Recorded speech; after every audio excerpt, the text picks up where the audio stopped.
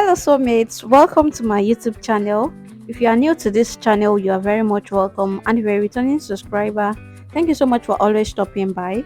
So, in today's video, I'll be teaching you how to cut and also how to sew this beautiful and stylish shift dress with a stylish cold shoulder. If this is something you are interested in, consider subscribing to my channel, like this video, drop a comment in the comment section, share this video with your friends, and turn on the post notification bell so that you can get notified whenever I drop similar videos. Thank you.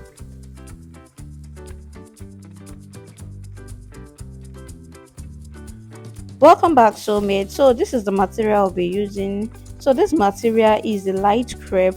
So any material you will like to use, please make sure it is not transparent because we will not be adding lining to it.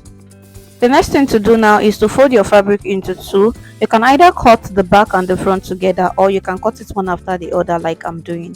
So you measure your desired length. As you can see, the inspiration is a very short gown, but because I can't wear the short gown, that is why I made my above my knee. So depending on your preferred length, you mark your length, you add your hemming allowance at the lower part. You can add 1 inch for hemming allowance at the lower part and ½ inch at the upper part for the shoulder allowance, for the shoulder joining. So let's say your length is 30, that means you'll be measuring 31.5, 1 inch for the hemming at the lower part and ½ inch for the hemming at the upper part. So after you are done now, you measure your armhole length, you measure your half length, then you measure your hip length.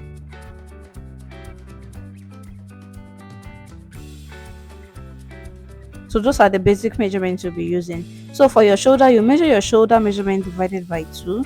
So if your shoulder is 15, 15 divided by 2, that's 7.5. The same thing you measure at the armhole area and you just connect like that. So you measure your bust divided by 4. You add your sewing allowance and your ease allowance. You know this is a free gown, so I'm adding ease allowance of 1 inch. So after the 1 inches sewing allowance, I added another 1 inch for the ease allowance. So here you measure your waist measurement divided by 4. You add your sewing allowance and your ease allowance. So for the waist, it's always advisable you add extra 1 inch, just as if you're adding a dart. That is if your waist is very small. So I always add additional 1 inch as if I want to take out the dart, but I won't be taking out the dart. This is if your waist is very small, so that it will not be too curvy at this area, and you know there won't be zip. So that is what I do. So at the waist area now, so you have your waist measurement divided by 4. That means the ease allowance will be like 2 inches and the sewing allowance 1 inch, depending on the sewing allowance you want to use actually. So for the hip area too, the same thing, you measured your hip divided by 4, ease allowance 1 inch and sewing allowance 1 inch. So for the lower part here, it won't be a straight gown. So whatever you have at your hip area, you add additional 1 inch to it. So let's assume after measuring your hip measurement divided by 4, you have 10. You add your ease allowance and your sewing allowance, that's extra 2 inches. You add additional 1 inches to the lower part so that it will not be too tight. So now I've went ahead to cut both the front and the back together. Then I'm cutting my neckline. So for my neckline, I'm using 4x4. So 4 inch for the wideness and 4 inch for the depth. And I'm cutting both the front and the back together. So the neckline for the front and back, I'm using the same thing. You can change yours and make the back lower and the front, you can make the back higher. That is like using 2 inches for the back and 4 inches for the front. But me, for the front and the back, I'm using the same thing for the front and back. So I can either wear the front for back or the back for the front. So the neck measurement is 4 inches wide and 4 inches deep. So this is the gown, this is what I have. So now let's draft our sleeve. So I folded my sleeve into 2.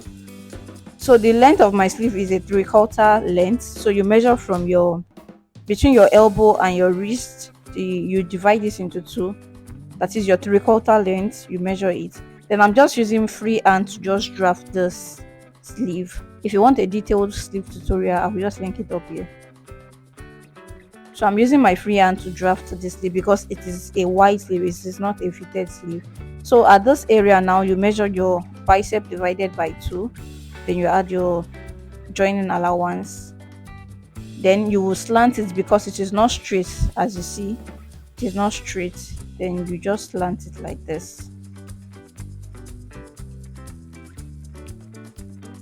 So you go ahead and cut. This my sleeve is a free hand sleeve. Just cut the sleeve the way you usually cut your sleeve. Then you make sure the opening at this area it is wide. As you can see that it is slant, so you go ahead and cut the second part before we take out the cold shoulder. Hi soulmates, if you haven't subscribed to my channel, please subscribe now. If you haven't liked this video, please like this video, and if you haven't turned on your post notification bell, please turn it on so that you get notified whenever I drop a new video.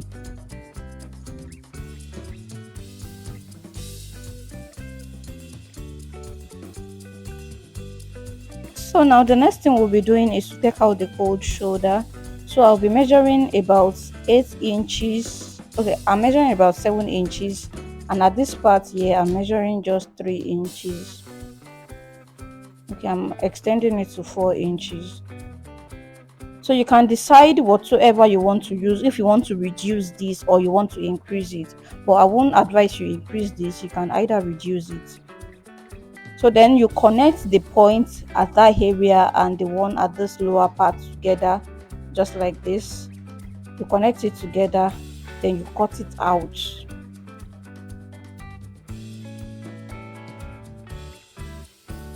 The part I used 4 inches, you can actually reduce it to 3.5 or 3 because I kind of noticed it was too open for me. So the next thing to do now is to measure what you have around this area. So these are the small pieces I will be using. So this smaller one will be for the strap for the belt. The longer one is the belt, and this one here is the design for the sleeve, and it's 7 by 7. So what I'll be doing now is to measure 5 inches like this. You can actually increase this to like 8 or 9 so that the design will be full. So whatever measurement you are using, you make sure that the length of the ruffles is like 5 inches. 5 inches, so that when you sew with ½ inch at the upper part and the lower part, it will remain 4 inches. So if you want to increase the wideness, as you can see, this is not that long. If you want to increase the wideness, you can just increase the length of your flare. Then you make sure this is just 5 inches when you are done cutting it. I hope you understand what I'm trying to say. So you can increase it so that this is just 5 inches when you are done.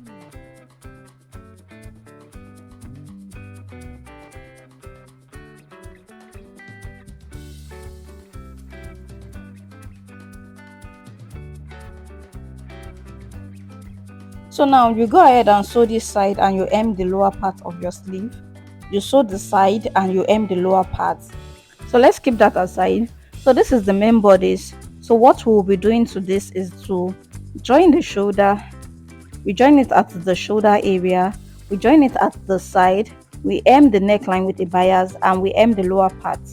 So this is the sleeve after joining by the side and after hemming at the lower part, and this is the flare.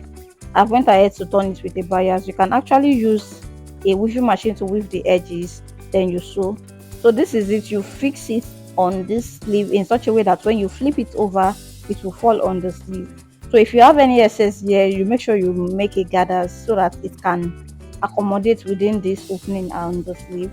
Then you sew in such a way that it will flip over. So this is the gown and this is the belt hole. So for this belt hole, you just measure your half length from your shoulder so to locate where the belt will be. From your shoulder, you just measure your half length, then you fix the belt hole there. So this is the gown.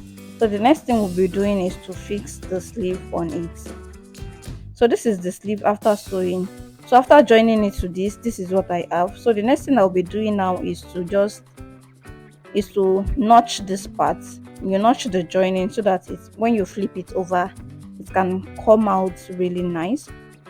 So I went ahead to sew down the flare and the sleeve together in such a way just to hold the flare together. and I ironed it, and this is what I have. So we'll be fixing the sleeve to the dress. So we measured 4 inches away when we were cutting this sleeve. So from that 4 inches, that is where the sleeve joining will start from. So you just join it together with the armhole. Then after that, this is what it looks like. So after joining, this part here will be open. We need to sew this down, so you can go ahead and weave it round. Then you just sew that part that will be open, you sew it down like this. So you just sew this part down, you leave the other part that is weave, you leave it like that. And after that, we are done with this gown. As you can see, it is very easy to make, and it is very, very beautiful. So if you'll be trying this gown, please let me know in the comment section. And if you have any question, please drop it in the comment section and I'll reply as soon as I get them. Thank you so much for watching, and I'll see you in my next video. Bye.